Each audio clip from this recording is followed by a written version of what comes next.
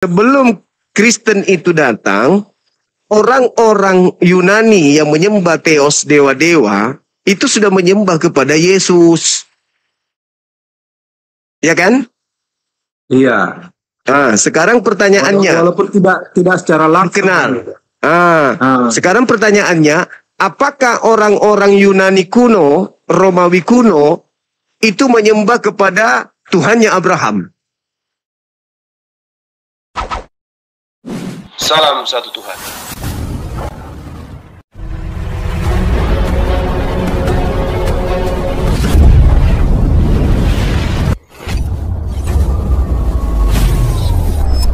Ya, pengantar ini singkat para sahabat. Dukung semua ya sahabat-sahabat kita, channel Densa News Muslim. Di like, di subscribe, di share sebanyak mungkin untuk supaya mencegah sahabat-sahabat kita di luar sana tidak terpengaruh terhadap pemurtadan.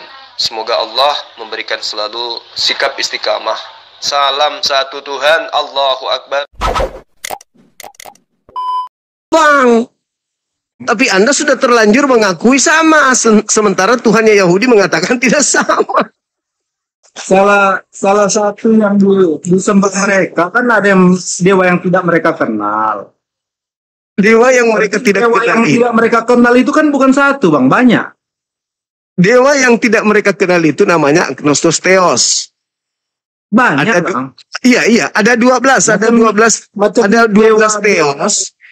Dewa Brahma mereka nggak kenal, berarti salah satu dia juga termaksud. Berarti Brahma ini adalah Tuhannya Yahudi. Enggak, maksudnya orang Yunani, apa Yunani tadi dia? Iya. Ah. Orang Athena. Iya, termasuk juga Dewa Brahma kan mereka nggak kenal. Iya, tapi kan Tuhannya Yahudi mengajarkan di dalam Ulangan 13, barang siapa yang mengajarkan kalian menyembah kepada Agnostos Theos, dewa yang tidak dikenal, iya, baik dia anakmu, bapakmu, suamimu, istrimu, bunuhlah dia. Karena dia telah mengajarkan menyembah kepada selain daripada aku. Sementara Anda sudah terlanjur kemudian mengakui bahwa sembahan orang Yunani adalah Yesus. Berarti menyembah Yesus, menurut Ulangan 13, orang yang menyembah Yesus harus dibunuh. Menurut Ulangan 13. Pada waktu orang Kristen menyebut Yahova, wajah siapa yang muncul? Wajah, kalau orang Kristen wajahnya Yesus. Kalau orang Yahudi kalau orang Yahudi menyebut Yehova, wajah apa yang muncul? Wajah manusia? Enggak, yang muncul itu tulisan, Bang, sama kayak Islam, Bang. Oh, iya. Berarti hanya tulisan. Berarti orang Yahudi yang menyembah kemudian kepada Elohim yang tak serupa dengan makhluk, itu sebenarnya menyembah kepada Yesus. Gimana? Orang Yahudi yang menyembah kepada hakikat pencipta yang tidak serupa dengan manusia, itu sebenarnya menyembah Yesus, gitu.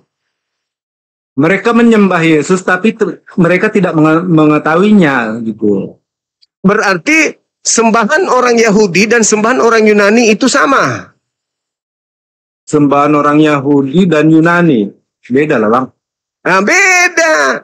Sementara Anda mengakui karena tadi Yahudi itu kan satu Tuhan, sedangkan Yunani itu banyak Tuhan, banyak Tuhannya. Iya, samalah kalian 3 Tuhan. Jadi ketika kemudian Anda mengakui bahwa Yunani menyembah kepada Yesus, 3 Tuhan. Yesus, Bapa, Roh Kudus, itu jiwanya. Nah, lama. Roh Kudus. Iya, terserah lah itu, bisa Bang. dipisah tuh, Bang. Lah, buktinya berpisah. Pada saat dibaptis dipisah, Bang. Enggak terpisah itu. Bapa di mana? Di surga kan? Iya. Yesus di mana? Yesus di bumi pada saat itu. Bisa nggak? Bisa. Bapa Maha Hadir. Parah. Jadi Tuhannya yang Maha Hadir itu. Ah, Siapa? Maha hadir. Siapa? Bapak tadi. Iya, kalau Bapak, iya, Yesus maha hadir nggak? Ya Yesus sebagai daging, Bang. Nah, itu makanya bisa berarti. Berarti memang ada 3. Nah, kemudian Cuma ketika rohnya kan nggak terbatas itu rohnya. rohnya siapa? Rohnya Yesus. Kata siapa tidak terbatas, Abang?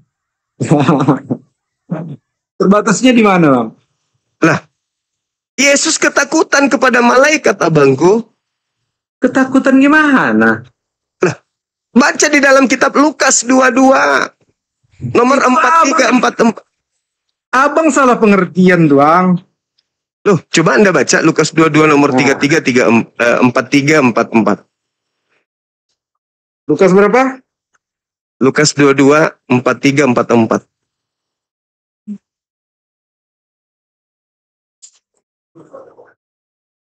Teman-teman di YouTube, sorry ya, jaringan saya kurang bagus. Hujan juga. Enggak, aku mau nanya Bang, kalau menjoinkan ke YouTube gimana caranya Bang? Bikin YouTube dulu, Abangku. Bikin akun YouTube dulu. Suruh teman bikin. Udah, YouTube-nya udah ada. Ya harusnya di-live-kan, digabung. Cara menggabungkannya? Pakai Harusnya handphone gitu? Iya, pakai 2 handphone. Kayak saya. Oh, Nih. bukan nggak bisa satu handphone gitu? Nggak bisa. Oh. Pakai 2 Apa handphone. Lukas Kan? berapa tadi Bang? Di Lukas 22 Lukas 22 4344. 43. 44. Oke. 43. Maka seorang malaikat dari langit nampakkan diri kepadanya untuk memberi kekuatan kepadanya. Ia sangat ketakutan dan makin bersungguh-sungguh berdoa. Peluhnya menjadi seperti titik darah yang menetes ke tanah. Terus masalahnya apa di sini, Bang? Ya, terbatas rohnya. Bahasa aslinya apa nih ditulis ini, Bang? Dia kemudian ketika yang dikatakan empat ini.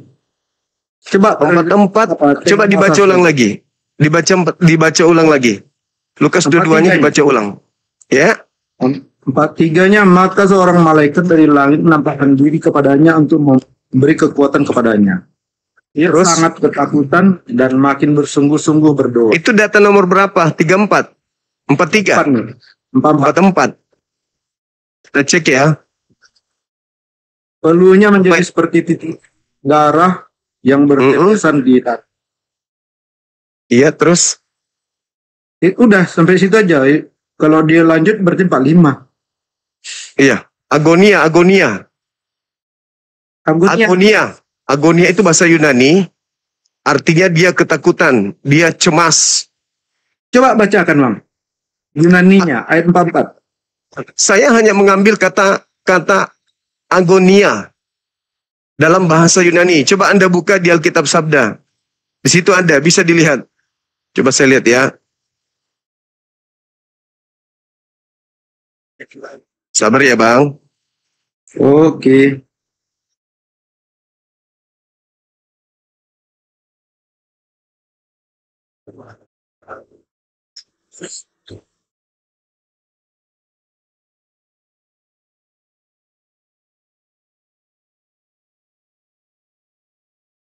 Masuk kemana kita?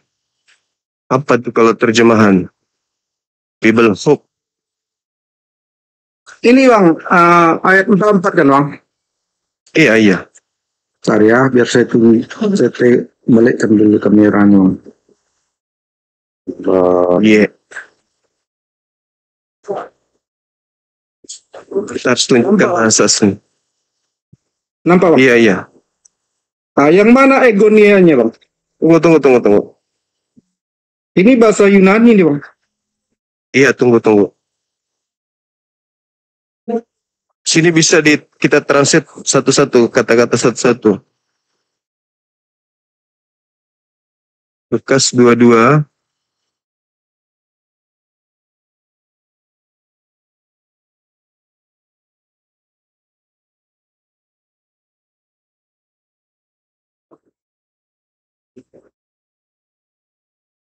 tempat.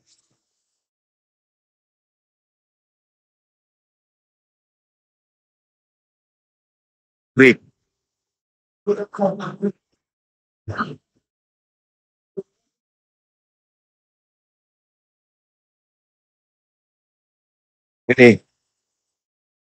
Ini bang, ini sudah nampak ini yang lebih bagus ini, karena dia bisa kentar ya, sabar ya. Enggak nampak bang. Oke, tunggu. Bagus ini mau belajar ini teman-teman. Nah, ini bang ya. Bahasa Yunani. Kai Genomeos and Agonia.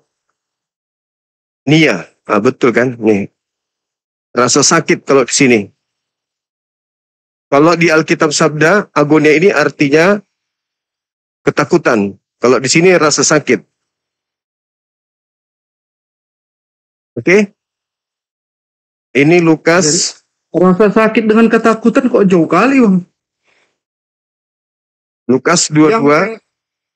Yang di sini egonia nggak ada bang di apa ini? Ini dong. Anda bisa baca Yunani. Bisa ejaan. Paling tidak kan tidak ini kan apanya huruf ini. Alpanya kan aku tahu bang. Ya ini agonia ini agonia. Alfa, beta, gamma. Ini apa ini? Nia. Ini ada. Yang mana dia bang? Ini. Yang paling atas. Ini. ini agonia ini tulisannya ini.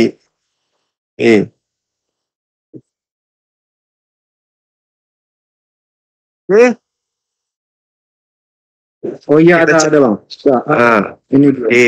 Kita cari di Alkitab Sabda. Kita cari di sini. Ini berat ini teman-teman. Harus diikutui. Nah, ini kalau kita data ini bang. Ini ya. Tunggu. Nah ini. Lukas 22 bang ini. Kata Lukas 22, ini Lukas 2. Sungguh sabar. Anda betul-betul ingin belajar kah atau cuma mengulur-ngulur waktu abang ini? Ngulur waktu maksudnya? Anda betul-betul tidak tahu kalau Yesus itu ketakutan sama malaikat? Iya, itu pernah aku baca memang. Nah, terus kan kenapa masih dipertanyakan? Berbeda juga kadang tafsirannya kalau diterjemahkan ke dalam bahasa yang lain gitu. Makanya harus ditengok dari yang aslinya dulu. Oke. Kita lihat ya.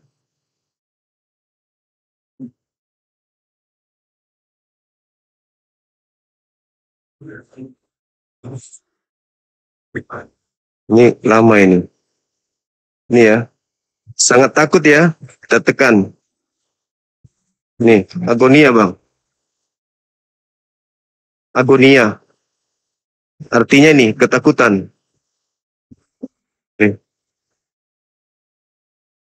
Oke? Aman? Dari mana dapat bang? Google Translate? Bukan, dari Alkitab Sabda. Ini. 22. Kisah Lukas 22 nih. Alkitab Sabda tuh. Alkitab suci. Nah, di sini dia sangat takut dan makin bersungguh-sungguh berdoa. Keringatnya menjadi seperti titik darah menetes ke tanah. Oke? Nah, kita lihat ini bahasa Yunaninya ini. Nih. Kita lihat nih. Agonia. Ternyata agonia itu artinya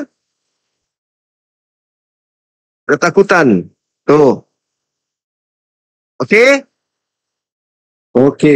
Coba Oke. tengok di Matiusnya, Bang. Matiusnya. Matius berapa? Yang berhubungan dengan cerita itu. Saya belum copy. Saya belum tahu Karena kalau gini, ini. Bang. Karena gini. Matius itu menulis dalam bahasa Ibrani. Aslinya. Oh ya? Iya. Saya belum tahu itu. Yang pasti ini aja dulu. Menurut Anda Matius itu gimana? orang Lewi, Bang. Orang Lewi. Lewi asli itu. Iya, tapi semua original teks kitab saudara itu menggunakan bahasa Greek, bahasa Yunani. Enggak. Khusus Matius bahasa Ibrani itu, Bang. Waduh. Oke ya, Bang ya. Matius ya. Oke, jadi sekarang gimana? Yesus, Coba tengok. Gimana? Yesus ketakutan. Nah, Sekarang Anda mengatakan bahwa tidak terbatas. Faktanya ruhnya terbatas. Karena merasa ketakutan. Gimana, Bang? masalahnya terjemahannya belum kelar. Bang Indra. Iya. Anda aja cari agonio itu artinya apa? Kan ketakutan Iya. memang artinya. Kita sudah lihat tadi artinya kan ketakutan. Sampai keringatnya seperti darah yang menetes ke tanah. Itu aja sudah hancur itu. Ini Hancur lagi itu, Bang. Iya, lagi kita download apa ini, Bang? Kita mau naik dari Cina. Kita kan nggak bisa Silakan. dapat ngambil informasi dari sepihak aja, Bang. Boleh. Oh, berarti gagal ini kitab Anda. Dibakar aja kitabnya kalau Bukan. gitu. Bukan gitu Kenapa? rasanya. Jadi, Ini kan yang Jadi kita apa bahas dan? dalam bahasa Indonesia.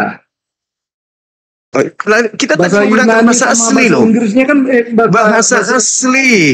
Itu bahasa asli tadi, Bang. Bahasa Yunani. Anda cuma bahasa Ibraninya kan aja. belum, Bang. Bahasa Ibraninya kan belum kan, Bang? Silakan Anda cari. Keempat Injil itu, Bang. Keempat Injil. Ya, silakan, Salah silakan. satunya Saya tunggu, Ibrani, saya tunggu. itu Lukas. Saya tunggu, itu silakan. Apa? Silakan, Matius. saya tunggu. Iya, saya kasih waktu Anda untuk mencari, silakan. Yang pasti, setahu saya sih bahasa Yunani kitab Anda itu. Iya, kalau umpamanya Markus, Lukas, Yohanes itu bahasa Yunani. Tapi Di mana Anda Matius bisa itu- mendapatkan di mana? Khusus Matius itu bahasa Ibrani, Bang. Ya udah tunjukkan di mana original teksnya kitab Anda bahasa Yunani itu, bahasa Ibrani itu di mana? Inilah mau kita tengok dulu, Bang. Lagi mendownload, Bang. Iya, Tengok silakan. lagi berjalan nih, Bang. Lagi berjalan. Siap.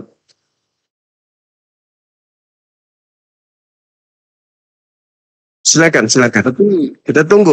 memang agak sulit ya kalau umpamanya enggak disiapkan di luar.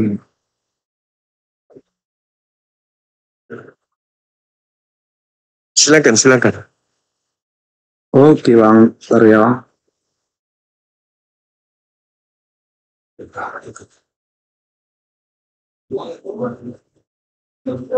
Coba buka di Matius 8.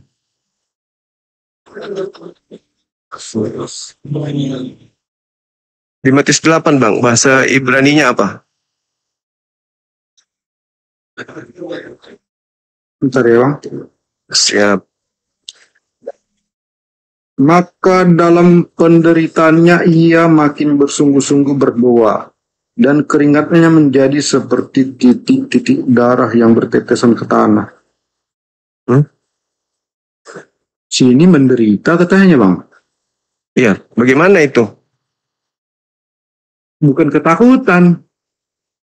Ya, apa bedanya? Kok Tuhan ada menderita Maka Tuhan? dalam penderitaannya ia makin bersungguh-sungguh berdoa, dan keringatnya menjadi seperti titik-titik darah yang bertetesan ke tanah.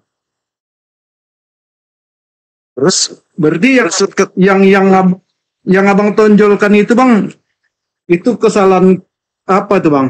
Kesalahan terjemahan ya. Ya, saya hanya melihat original teksnya sih, bukan terjemahannya saja. Nah, Tadi kita sudah melihat original teksnya. Tadi kita sudah melihat. penderitaan katanya, bukan ketakutan, Bang. Sekarang kalau Tuhan menderita, apa itu masuk akal? Tuhan menderita. Sebagai yang maha teladan, dia wajib menderita, Bang. Maha teladan. Iya. Sekarang ada nggak orang Kristen meneladani penderitaan Yesus? Gimana dia mau ngasih contoh kalau dia tidak mengalami? Ya, sekarang ada nggak orang Kristen disalib? Ada. Siapa? Si Petrus, Andreas. Adalah Bang, udah.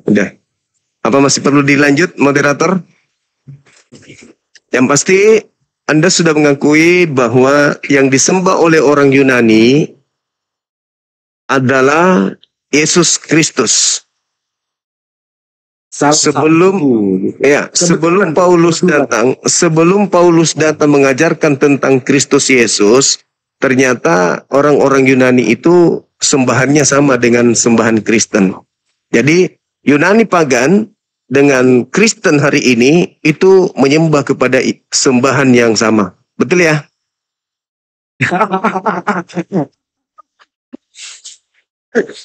Bang, abang mencari pembenaran diri, Bang. Oh, salah. Dalilnya salah berarti. Dalilnya salah berarti. Dalilnya salah berarti ya. Kan, Bang? Abang mau masuk surga kan? Iya. Carilah yang benar, Bang. Iya, menyembah kepada dewanya Yunani itu benar. Ya, itu kan orang itu karena nggak tahu, makanya mereka makanya saya tanya, apa menyembah dewanya Romawi itu benar? Maksudnya, nyembah orang Romawi? Menyembah dewanya orang Yunani Romawi itu benar? Siapa yang menyembah dewa Romawi? Loh, tadi kamu sendiri mengakui. Tadi kamu sendiri mengakui bahwa sembahan orang Yunani sama dengan sembahan orang Kristen, yaitu Kristus. Cuman orang Yunani tadinya tidak mengenal Yesus. Tapi sebenarnya mereka tuh sudah menyembah Yesus, tapi tidak mengenalnya. Paulus nanti datang memperkenalkan bahwa dewa Agnostos Theos itu adalah Yesus, betul? Coba gini, abang perkenalkan dulu dewa Romawi itu sama dewa Yunani itu sama aku, Bang. Karena aku nggak tahu itu Yesus. Dewa Romawi sama Yunani itu seperti apa. Yesus. Loh, menurut Paulus, Yesus. Anda tadi sudah mengakui, gimana sih? Tadi Anda sudah mengakui bahwa dewa yang tidak dikenal oleh orang-orang Athena adalah Yesus. Jadi menurut abang Sang Hyang Widi itu pun salah satu lah di situ ya? Ya saya nggak tahu itu. Itu apalagi itu? Mau curi lagi Tuhannya orang Bali. Dan itu kan dewa yang mereka tidak kenal juga. Nah, dewa yang mereka tidak kenal itu ternyata Yesus. Berarti Sang Hyang Widi itu Yesus.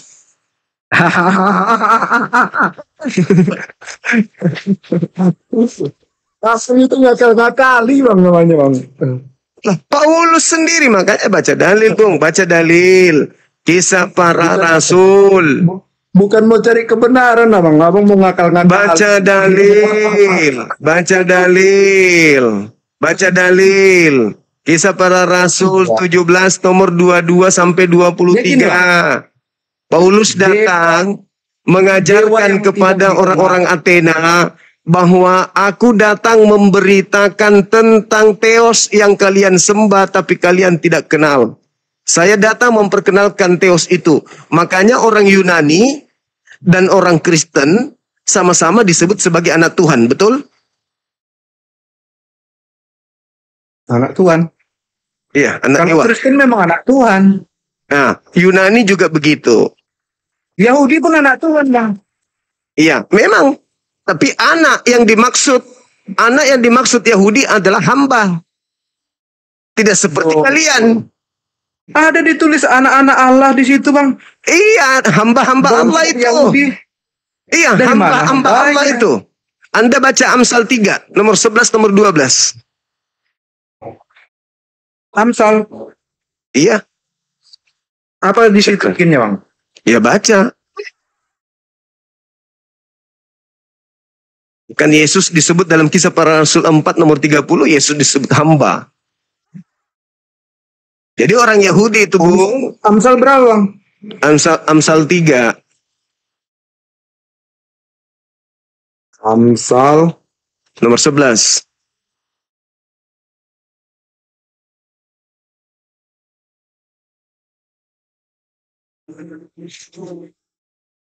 Amsal 3 Iya, ayat 11.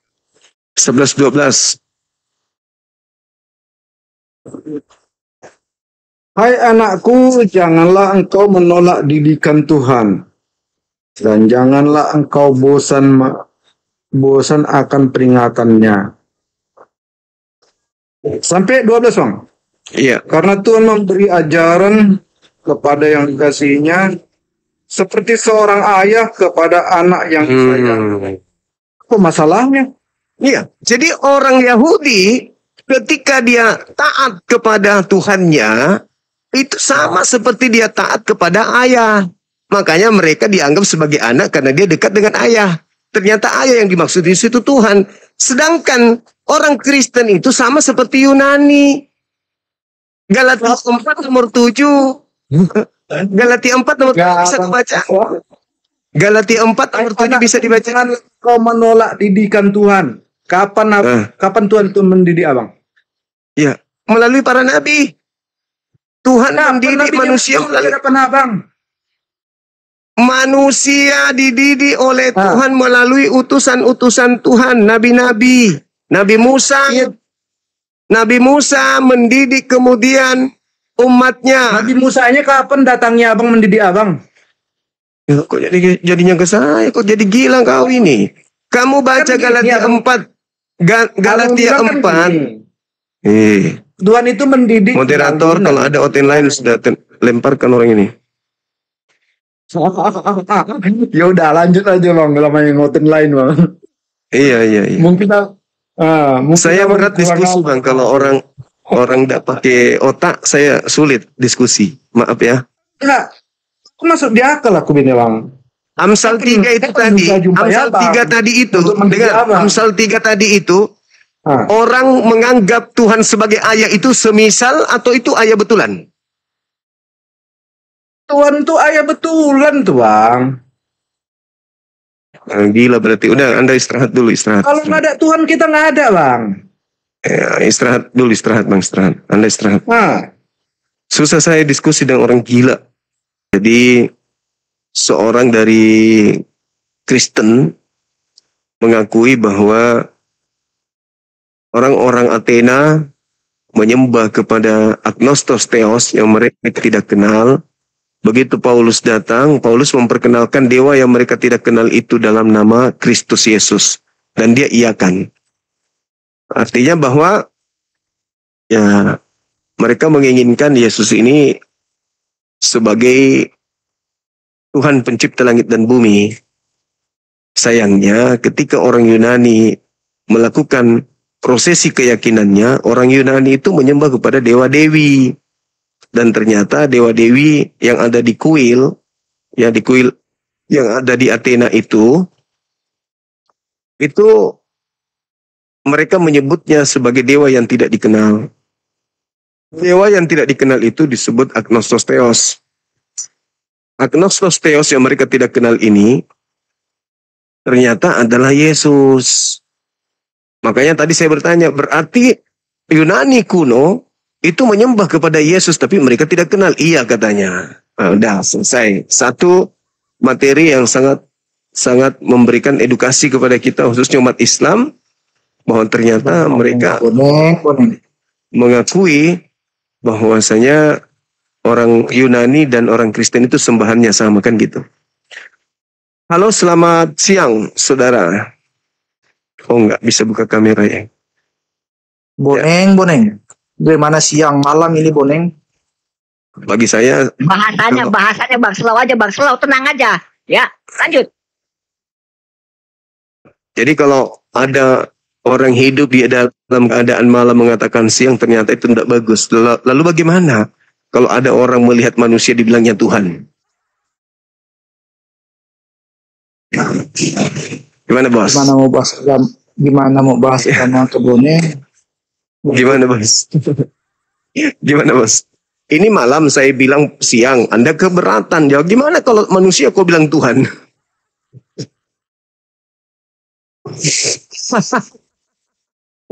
Dewa Yunani dibilang Tuhan, kan lucu. Dewa Yunani dibawa ke Indonesia diganti dengan sebutan Allah, kan lucu. Teos aja Bung, ngapain pakai nama Allah? Gimana sih? Ada parah ini. Ayo kita bahas ini. Siapa yang Kristen sebut dengan sebutan Allah itu siapa? Hah? Siapa? Yang diperkenalkan oleh Paulus itu siapa? Yang Paulus perkenalkan kepada orang-orang Athena yang tertulis di Kisah Para Rasul 17 itu siapa? Ayo, karena dulu konon ceritanya nih, di dalam Kisah Para Rasul 14, nomor 11, dan seterusnya, Paulus itu dianggap Theos. Dianggap Theos siapa? Hermes. Sampai orang-orang datang mempersembahkan sapi. Dipersembahkan kurban tebusan kepada siapa? Kepada Paulus. Data nomor 29-nya itu kalau nggak keliru saya. Ya, orang-orang yang ada pada saat itu di Yunani, di Romawi, datang kepada Paulus mempersembahkan kerbau sapi kepada Paulus. Karena dianggap Paulus itu adalah dewa Hermes, dewa mereka. Nah, begitu Paulus datang mengajarkan juga adanya orang yang mampu membangkitkan orang mati, bermujizat, mereka juga menganggapnya apa? Agnostos Theos. Parah. Masuk ke Indonesia berubah menjadi Allah. Aduh, cekaulu. Halo saudara, penggemar rohani ini, penggembala rohani dari sekte mana Bang? Saya sekte yang baru dibikin tadi pagi nih Bang Juma. Alhamdulillah saya naik ke ini. Iya, sekte baru. Iya, karena Bang Juma pakai baju coklat ya, jadi auranya keluar semua ini. Alhamdulillah. Iya, betul. Makanya saya mau diam-diam di atas ini ya kan kalau diizinkan. Iya. Halo saudara Tabaos. Halo. Iya, selamat pagi. Dari sekte mana Bang? Protestan. Protestan. Bisa buka kamera Bang? Bisa, kalau abang buka masker. Buka aja kameranya dulu. Ya udah buka aja maskernya dulu Bang. Kenapa harus buka masker? Kenapa aku harus buka kamera? Ya supaya kita saling lihat toh matanya. Supaya saya juga lihat apa toh. Kan mataku sudah terlihat di sini. Gak perlu mata, itu foto aku ada. Oh, nggak bisa dilihat, kecil. Jadi kita lanjut. Kenapa tema ini kita usung? Ya, kalau saudara Kristen mengatakan, kan Tuhanmu Allah. Kata mereka kan gitu. Kalau kita kaidah bacaannya itu Allah. Allah di dalam huruf Arab itu tidak ada huruf O. Itu nggak ada. Kalau ada yang bacakan Allah atau huruf Ro itu apa ya? Dialek Jawa kalau nggak salah. Tapi dalam kaidah huruf hijaiyah itu tidak ada penyebutan O. Ro. Memang kedengaran kayak O. Allah. Kedengaran kayak O. Tapi enggak. Allah. Tasdid dia di situ. Terus kemudian kalau Anda mengatakan bahwasanya kami membacanya Allah. Tidak membacanya Allah. Berarti Anda melarikan kaidah dari bahasa Arabnya. Sedangkan kata Latin Allah itu berasal dari bahasa Arab. Allah. Sama seperti one. Latinnya. Tapi yang punya bahasa kan orang Inggris. Membacanya one. Harus mengikuti kaidah bahasa orang tersebut. Jangan mengikuti kaidah Latinnya. Gitu.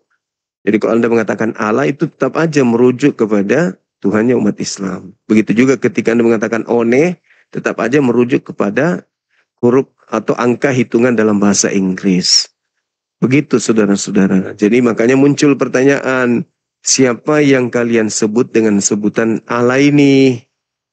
Cek, ternyata dewa yang disebut agnostos theos menurut Kisah Para Rasul 17, bukan menurut saya. Iya, gimana? Apa yang saya tipu? Gitu. Apa yang saya tipu, Bang? Sebenarnya Al-Quranmu turun kapan? Dicetak kapan? Oh iya. Muhammad diutus sama siapa? Oh iya. Boleh. Ditanya, Muhammad diutus sama siapa? Buka kamera boleh, Bang? Buka kamera boleh? Umatmu sendiri kasihan. Buka kamera boleh, Bang? Coba kamu jelaskan Muhammad dulu. Buka kamera Coba. boleh, baru saya jelaskan. Buka kamera baru saya jelaskan. Boleh? Mungkin lagi berapa menit saya sampai. Karena saya masih di jalan, saya sementara komunikasi aja. Gimana? Kita dibawa aja dulu. Nanti saya akan buka. Nanti kalau Jangan takut. Jangan takut Kusuma. Aku takut banget sama penyembah dewa. Halo, selamatkan diri Anda. Iya. Halo. Halo juga, Bang. Halo. Iya, dari sekte mana? Oh, dengan Bang Zuma ya? Saya sendiri. Iya, saya di Papua nih Bang. Siap. Katolik, Protestan? Ya, Assalamualaikum ya. Saya Protestan. Waalaikumsalam. Oke. Iya. Bisa buka kamera, Bang? Rusak Bang nih kameranya. Waduh. Susah. Coba Bang, kita cek. Bang, lagi bahas Agnostos theos ya Bang? Iya, betul. Dewa yang tidak dikenal, yang diperkenalkan oleh Paulus kepada orang-orang Athena. Oh iya. Itu berarti pada masa ini ya Bang ya, penyebaran Kristen keluar dari Israel ya? Penyebaran Kristen, penyebaran ajaran ajaran Paulus. Karena Paulus memang mengaku diutus untuk non-Yahudi. Spesial, rasul untuk non-Yahudi menurut Paulus. Galatia 1:15. Oh, oke. Saya juga nggak gitu ngerti ya. Cuman maksud saya coba memahami dari sisi Muslim. Masalah pandangan terhadap penyebaran ini Kristen toh. Iya. Itu Agnostos theos itu maksudnya Abang itu Yesus ya? Paulus yang mengatakan itu, bukan saya, Bang. Oh, Paulus dalam ya. kitab Perjanjian Baru ya? Ya, di Kisah Para Rasul 17. Oke. Kemudian diterima ya Bang ya sama orang-orang diterima orang-orang Yunani, betul. Oke. Diterimanya sebagai patung ya Bang ya. Abang bilang tadi ada patungnya. Orang Katolik pertama, orang Katolik pertama yang menerima ajaran Paulus itu ada patung, sampai hari ini juga masih ada. Oke. Jadi Yesus ini seperti dipatungkan gitu ya? Maksudnya diwujudkan. Iya, diwujudkan dalam bentuk karikatur patung. Oke, siap. Kalau menurut Muslim, saya nggak ngerti Bang ya. Nggak boleh ya diwujudkan gitu ya? Orang yang kita anggap, seperti Muhammad juga memang nggak pernah diwujudkan ya Bang ya? Iya, nggak pernah. Karena takutnya nanti sama seperti orang-orang terdahulu menganggap orang-orang alim mereka itu sebagai sembahan. Oke. Berarti menurut Abang gimana kira-kira? Yesus ini, pandangan Abang ini bagaimana? Apakah sebagai manusia Atau dia sebagai apa? Kok bisa sampai, artinya begini Bang ya. Terus terang kalau jumlah Kristen sama Islam itu di dunia menurut Abang kira-kira lebih banyak mana? Lebih banyak Kristen kayaknya memang. Tapi kalau digabung semua sekte saya ya. juga berpikir begitu. Iya, saya juga berpikir begitu. Maksud saya gini loh Bang. Apa namanya? Berarti paganisme ya, kalau menyembah patung ya. Menyembah Yesus itu sudah pagan, Bang. Oke. Berarti Karena Yesus agama pagan bukan, lebih banyak diminati oleh banyak orang berarti Bang ya. iya, karena tidak ada aturan, Bang. Nggak ada larangan, Aturan maksudnya. nggak ada aturan. Ya, contoh misalnya, ada nggak yang haram di agama Kristen? Kalau istilah haram sih gimana bilangnya ya? Dosa lah mungkin ya, haram ya Bang ya. Kalau kita di Beda. itu Beda. Kan kalau haram itu yang dosa kali ya. yang mendapatkan aturan main, yang mendapatkan aturan main kan orang Yahudi. Oh, Sementara aturan main yang datang kepada Yahudi dibatalkan semua sama Paulus. Kan gitu. oh iya benar sih, benar. Memang kalau yang sepengetahuan saya memang awam sih, nggak belajar teologi ya. Tapi memang kalau aturan Yahudi memang ya hampir mirip Muslim juga, nggak boleh makan babi ya toh. Iya. Nah, banyak aturan lah. Tapi sebenarnya haram di kita ini kalau menurut saya dan diajarin dari gereja ya, itu lebih ke dosa sih Bang. Artinya dosa itu Gimana? harus kita lakukan gitu loh. Perbuatan dosa ya. Dosa. Jadi pengertian haram sih perbuatan dosa itu. Jadi kalau ya nggak ada yang diharamkan, menurut saya pemahamannya itu sih Bang, perbuatan dosa. Iya. Nah sekarang agama Kristen ini dapat aturan main dari mana? Kalau pengetahuan saya ya dari gereja itu kita diikat dalam ini 10 perintah Tuhan itu Bang, yang di perjanjian lama. Nah, itu aturan main untuk Bani Israel saja, bukan untuk seluruh manusia. Itu aturan Tuhan untuk orang Israel. Oh, tapi kita dimasukkan juga sih sebagai pengikut Yesus gitu ya. Nah, itu dia. Padahal Paulus mengatakan di dalam Galatia 2 nomor 16, tidak ada orang yang dibenarkan karena melakukan hukum Taurat. Di data nomor 21-nya Paulus mengatakan, aku tidak menolak kasih karunia, tapi sekiranya ada kebenaran di dalam hukum Taurat, maka sia-sialah kematian Kristus. Kalau ada kebenaran dalam hukum Taurat, maka sia-sia kematian Kristus. Nah, menurut saudara, ada nggak kebenaran dalam hukum Taurat? Pernyataan dia di mana kira-kira Bang? Galatia 2 nomor 21. Galatia ya. Iya. Galatia 2.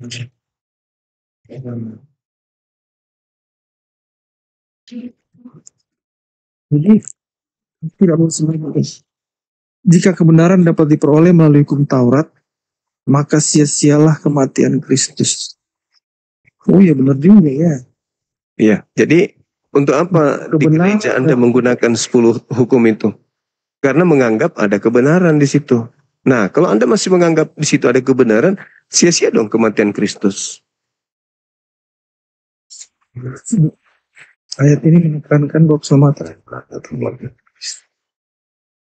Oh, memang iya sih. Jadi ketaatan terhadap hukum Taurat itu menjadi nomor 2 sih Bang di sini. Nah, itu dia. Jadi intinya pada pengajaran Kristus lah, gitulah kira-kira. Karena memang Yesus sendiri kan tidak pernah menyatakan 10 hukum Taurat itu toh. Tapi Yesus mengatakan dalam Matius 5 nomor 19, barang siapa yang meniadakan hukum Taurat meskipun yang paling terkecil, lalu mengajarkan kepada orang lain, maka dia akan menempati tempat terhina. Siapapun yang meniadakan atau mengabaikan suatu perintah hukum yang paling kecil dan mengajarkannya kepada orang lain, akan disebut yang terkecil di kerajaan surga. Bukan Mengabaikan surga di perintah- situ. Itu terjemahan yang keliru situ, Bang. Bukan Oh, surga ini itu, soalnya tapi langit. dari AI sih bang, dari AI. Oh, iya. Tapi memang bunyi Matiusnya begitu ya. Iya. Siapa yang meniadakan? Satu perintah hukum yang paling kecil pun dan mengajarkannya kepada orang lain akan disebut yang terkecil di kerajaan surga. Sebenarnya kerajaan langit. Maksudnya nggak ngerti nih ayat-ayat ini. Ya, makasih loh bang. Ya, maksudnya gini, saya melihat Iya. dari sisi Muslim membahas Alkitab memang dari ayat. Makanya saya baru membaca ayat ini. Tapi saya coba pahami memang harus dibaca keseluruhan sih bang. Menurut saya ya. Cuman Iya. kalau saya baca dari sisi kilas mengenai hukum kecil, kalau kita mengabaikan ya, Apalagi yang besar kan? akan disebut yang terkecil. Iya, di dalam kerajaan langit. Tapi siapapun yang meniadakan nih bang.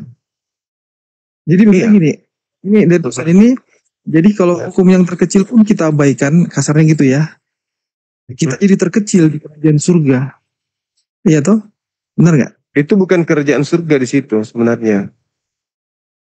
Oh, Situ- kalau di Matiusnya, kalau saya AI ini, bukan dari AI.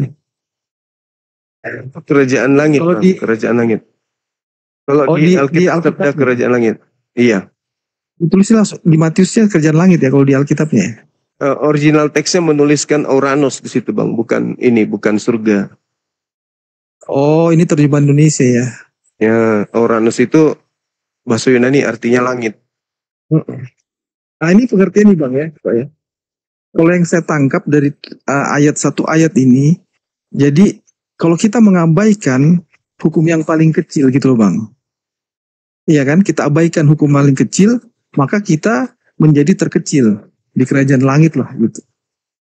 Iya. Kira-kira Nah, sedangkan Paulus mengatakan itu tidak benar itu. Nah, Paulus mengatakan di dalam Efesus 2 nomor 15, dengan matinya Yesus, dua. dia telah membatalkan hukum Taurat beserta segala perintah yang ada di dalamnya. Oh iya betul. Melalui kematian Kristus sebagai manusia, ia membatalkan hukum Taurat dengan segala perintah dan ketentuannya. Nah, berarti 10 juga dibatalin, dihapuskan. Iya juga ya. Iya. Benar juga sih. Kalau dari ini ya. Ini sorry Bang, karena ini saya AI kan. Karena kalau buka Alkitab kan aduh. Mesti bagaimana ya. Tebal toh. Jadi saya pakai AI aja Bang. Tapi AI ini Iya. terjemahannya pasti sama kan dengan Alkitab toh. Iya, ada kesamaannya. Ia telah membatalkan melalui kematian Kristus. Iya ini Kristus toh. Yesus. Iya, huruf besar ya. Telah membatalkan hukum Taurat dengan segala perintah dan ketentuannya. Oh iya juga, benar. Nah, sekarang pertanyaannya, Paulus dapat ilmu itu dari mana? Kalau itu saya nggak tahu ya. Terus terang saya nggak ngerti Paulus. Cuman ya memang kita perjanjian baru ini kan bukan ada yang kalau nggak salah ya Bang ya. Ada yang memang Yesus langsung yang mengucapkan terus ditulis toh. Nah ada yang pendapat. Nah kalau ini kan pendapat Paulus. Cuman saya nggak ngerti lah ada pendapatnya. Tapi kalau saya sebagai orang Kristen, saya terus terang lebih banyak mengikuti yang pernyataan langsung Bang. Jadi Yesus saya menyatakan langsung. Iya toh, langsung dia nyatakan terus ditulis di situ. Nah itu saya lebih ini. Tapi kalau misalnya pendapat, memang ya namanya kitab suci kan ditulis orang juga toh. Artinya itu pendapat ininya lah, pendapat pengikutnya kan. Ya kalau saya sih ya nggak terlalu memegang itu Bang. Cuman kalau saya tetap karena Yesus pernah bilang, tapi saya nggak tahu di mana ya, bahwa aku menggenapi kan. Mungkin abang juga kan kayaknya sudah baca-baca nih Alkitab. Kayaknya Itu Matius 5 juga itu. Nah itu kan dibilang ada aku menggenapi toh Bang. Nah, Tapi menggenapi itu artinya melengkapi, bukan menghapus. Nah betul. Tapi kalau sampai Efesus sampai mengatakan ia telah membatalkan, nah ini yang saya heran ini. Terus terang saya baru menemukan ini Bang. Maksudnya kontradiktif ini Paulus. Tapi ya kalau saya sebagai Kristen Bang ya, saya memang memegang apa yang diucapkan langsung. Misalkan dalam Alkitab Perjanjian Baru ya, Yesus mengucapkan demikian. Nah, itu saya lebih ini. Ya, Tapi kalau sudah berarti, pernyataan dari berarti ucapan-ucapan Gimana Yesus kira-kira? Anda lebih percaya berarti daripada ucapan penulis Bible itu sendiri, termasuk Paulus. Kalau saya iya Bang. Artinya pribadi saya ya, sebagai orang Kristen. Nah, kalau misalkan tulisan pendapat dari rasulnya, termasuk Paulus, ya itu saya tidak bukannya nggak percaya, cuman saya lebih menjadikan referensi tambahan aja. Jadi tambahan itu ya, artinya gini, misalkan gini Bang ya, misalkan Abang Yesus toh, Abang bilang, kamu harus berbuat ini. Nah, terus Paulus bilang, bukan ada muridnya lah ya. Kata Yesus begini, harus berbuat ini. Berarti dia telah membatalkan hukum Taurat. Kasarnya gitu kan. Tapi Yesus kan nggak menyatakan itu. Nah, kalau saya sih sebagai orang Kristen, saya lebih memegang yang langsung dinyatakan, Bang. Kira-kira gitu. Ada pernyataan Yesus yang menarik untuk saudara kaji. Oke, siap. Gimana, Bang? Matius 24 nomor 4 sampai nomor 5. Sebenarnya itu lebih bagus kalau di situ Yesus ditanya. Ya, coba dibaca. Silakan. Ayat 4 sampai 5. Karena saya pakai AI ini, jadi mungkin AI nggak berisi peringatan ya. Yesus kepada para muridnya untuk waspada terhadap penyesat, karena banyak orang akan datang mengaku sebagai Mesias. Itu Bang ya, dan akan menyesatkan banyak orang. Oke, sip. Gimana Bang, kira-kira Bang? Nah, sekarang kalau kita lihat di data Matius 24 ini, di situ Yesus mengatakan bahwasanya waspadalah agar kalian jangan disesatkan. Kalian di sini adalah orang Yahudi. Di data nomor 3-nya, murid-muridnya datang di Bukit Zaitun. Kemudian bertanya kepada Yesus, Guru, berikan tanda kepada kami. Apa tanda kedatanganmu? Yesus berkata kepada mereka, waspadalah agar kalian jangan disesatkan. Sebab akan datang banyak penyesat dengan memakai namaku dan berkata, akulah Mesias. Benar. Nah, mereka akan menyesatkan orang banyak. Menariknya di sini adalah ketika Yesus menubuatkan itu, ketika kita ditanya, apakah nubuatan Yesus ini tergenapi? Benar-benar ada orang yang datang kepada murid-murid Yesus kala itu, memakai nama Yesus, dan mengatakan Yesus itu Kristus, lalu kemudian menyesatkan banyak orang. Oh ya, menurut saudara, nubuatan Yesus itu tergenapi atau tidak? Oke. Ini Bang yang saya pahami ya dari yang kita orang di gereja kan biasa dijelaskan oleh pendeta. Jadi ini yang mengaku Mesias dan akan menyesatkan banyak orang ini, itu dia menggambarkan masa akan datang, Bang.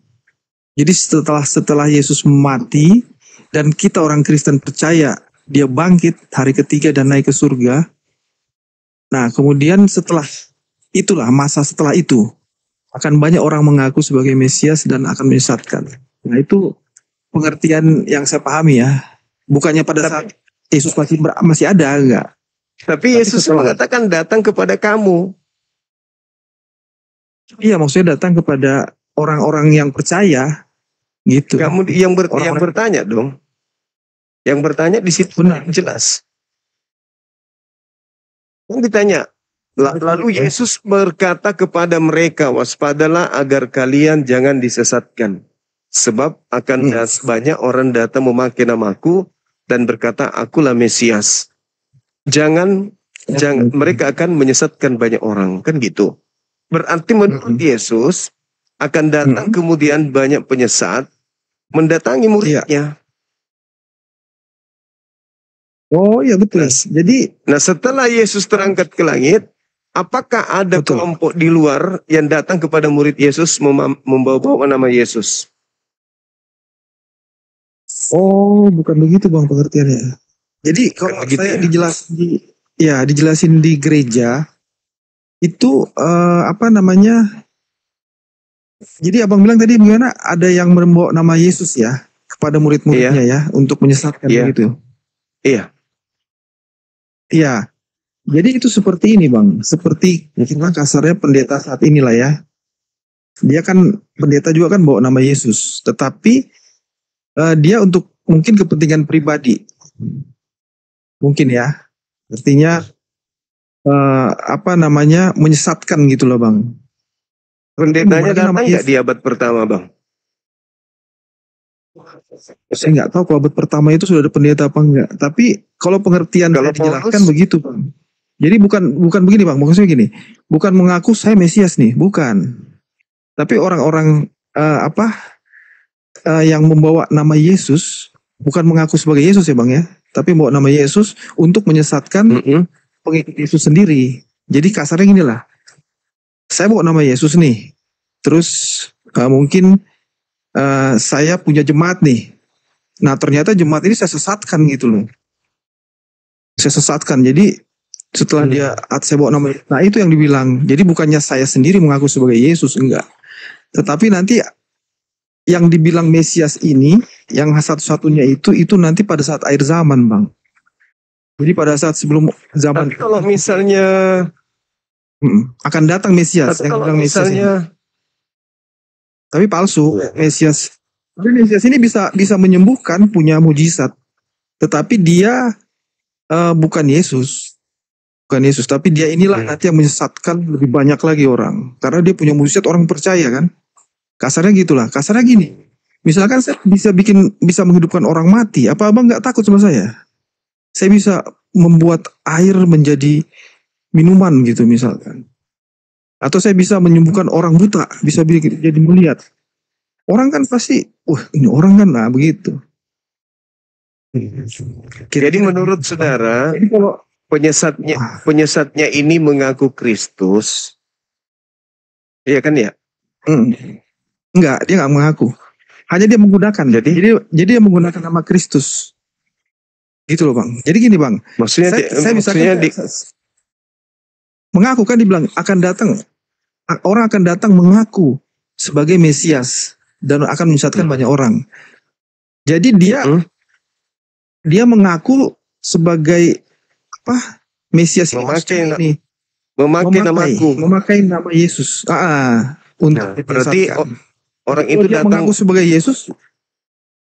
Enggak, saya pikir enggak begitu ya. Jadi yang mana yang benar? Jadi gini Bang, Mesias ini kalau pengertiannya itu kan apa namanya? Mesias palsu kan maksudnya Yesus tadi. Iya betul. Jadi Mesias ini kan, Nah Mesias ini orang berarti mengaku Yesus kan, akulah Yesus. bukan. Jadi Mesias ini Kan Mesias palsu Bang, berarti Yesus palsu kan? Bentar saya coba cari Mesias ya. Pengertian Mesias. Mesias ini Mesias adalah orang yang diurapi Bang. Iya Kan kalau di AI orang yang diurapi atau yang dipilih. Iya tahu. Dia mengaku orang yang dipilih, tetapi dia menggunakan Yesus nih. Saya diutus Yesus misalkan. Nah, saya dipilih. Oh, Saya diutus Yesus untuk diutus sama Yesus. dia mengaku. Berarti Mesias Yesus palsu pernah datang ke Berarti Yesus pernah datang kepada orang itu gitu. Sampai Enggak dia juga. mengaku, aku pernah didatangi Yesus. Misalkan gini Bang, saya kenal Bang Zuma nih. Terus Bang Zuma punya jemaat banyak. Terus Bang Zuma lagi nggak ada nih. Terus saya bilang nih, saya datang nih. Saya ngaku ya. Saya diutus oleh Bang Zuma untuk begini-begini. Begitu. Nah, bedanya dengan Paulus. Jemaatnya ini. Nah, Paulus ini dalam hal ini dia menggunakan nama Yesus juga sama seperti tapi dia nggak ngaku Mesias Bang, sepengetahuan saya. Tapi kalau Bang ini disembah-sembah Oh, berarti ceritanya sejarah, mungkin itu sejarah ya, tapi dalam Alkitab dia gak pernah disembah sih, sepengetahuan saya ya, dia hanya sebagai rasul juga, seperti 12 murid itu. Begitu Bang. Oke. Artinya Tapi kalau dia bawa nama Yesus, misalkan Paulus datang ke satu dua wilayah, dia membawa nama Yesus, mengatasnamakan, saya adalah pengikut Yesus, gitu loh. Yesus membilang begini-begini, saya sampaikan ke kalian. Nah, itu mungkin, dan bukan mungkin lagi, memang itu mungkin. saya boleh bicara nggak, Abang? Oke, siap-siap. Gimana Bang? Iya, baik. Paulus itu memenuhi dua. Yang pertama, dia mengaku bertemu dengan Mesias. Itu sudah bohong. Yang kedua, dia sendiri mengaku Kristus. Lebih bohong lagi. Oh iya, kalau itu sih kayaknya saya nggak pernah dengar. Nah, itu dia. Paulus dalam 1 Korintus 12, nomor Ya, 28, di situ 27, di situ Paulus mengaku sebagai Kristus. 1 Korintus 12 ya. Ya, nomor 27. Kisah para Rasul 9:22, dia juga mengaku, Lukas juga mengaku kalau dia Kristus, gitu. Kamu semua adalah tubuh Kristus dan kamu masing-masing adalah, oh ini yang kamu 1 semua adalah Korintus, tubuh Bang. Kristus. 1 Ya, 1 Korintus 12 ayat 7 ya. Ya, ya. Ya, kamu semua adalah tubuh Kristus dan kamu masing-masing Ya. adalah anggotanya. Oh iya, itu yang seperti saya bilang tadi, Bang. Jadi dia mengakuin bukannya kamu Kristus, tapi kamu adalah bagian dari Kristus. Artinya tubuh Kristus itu sudah jadi satu jemaat gitu, Bang. Jadi Kalau satu jemaat. anggota Polri Jadi yang itu, Bang, apakah Polri? Betul, Polri. Kalau anggota Kristus, apakah Betul, Kristus? mirip begitulah kira-kira. Betul. Nah, itu Anggota dia. Polri, anggota. Ya, betul, anggota. Nah, Tetapi Kapolrinya tetap satu, Bang. Nah, kayak gitulah. Tapi anggotanya banyak toh. Nah, seperti Oke, itu. yang Paulus mengaku bertemu dengan Yesus. Apakah itu betul? Yang ditemui Paulus itu Yesus? Kayaknya sebentar ya. Yang saya ingat ya, Dia mengaku dia bertemu dengan Yesus. Dia bertemu dengan Yesus. Sementara Yesus sudah tak ada. ini Paulus yang pernah buta toh, Bang? Yang tadinya namanya Saulus kah? Iya, iya, betul. Ah, iya betul. Sebentar ya. Kayaknya Terus dia mengatakan, karena matanya pusing saya, tabrak-tabrakan kita ngomong.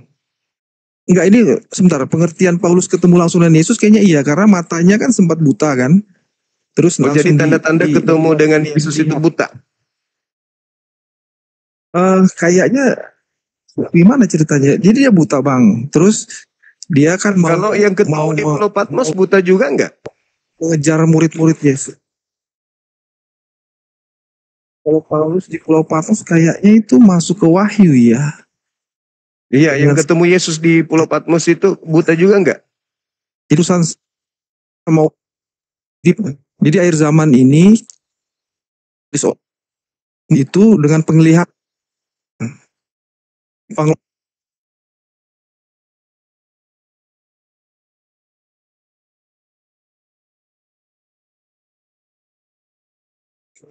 Jadi dua tergenapi oleh Paulus ketika dia mengaku bertemu dengan Yesus.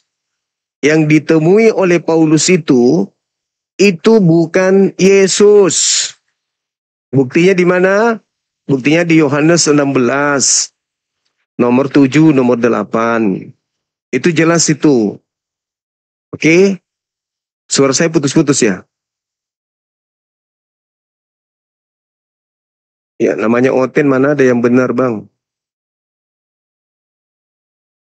Gak ada yang benar. Kalau yang namanya Oten itu gak ada yang benar. Intinya mau menyesatkan, mau cara halus, cara kasar, misinya itu yang menyesatkan orang.